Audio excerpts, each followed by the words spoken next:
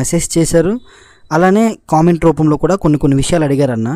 తమ్ముడు నువ్వు చెప్పిందంతా బాగుంది, కానీ నువ్వు చెప్పినవన్నీ చేస్తే వాళ్ళు ఇచ్చే రేటుకి మేమేమవ్వాలని చెప్పేసి ఈ విధంగా కామెంట్లు పెట్టారనమాట. ఇది కూడా నిజమే అన్న.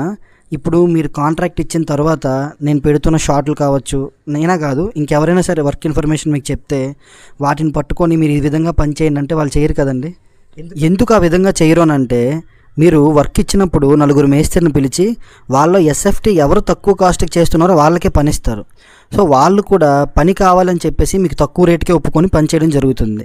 అలాంటప్పుడు తొందరగా పని అవ్వాలి ఒప్పుకున్న డబ్బులకి అని చెప్పేసి గాబరగా పని చేస్తారనమాట.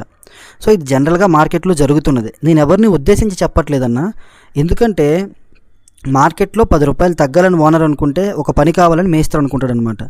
సో మీరు ముందు ఒక రేటుకు ఒప్పుకొని తర్వాత నేను పెట్టిన వీడియోలు చూసి, లేకపోతే ఇంకెవరో చెప్పిన మాటలు విని ఆ వీడియోస్ చూసి పని ఈ విధంగా చేయండి అంటే ఏ మేస్త్రి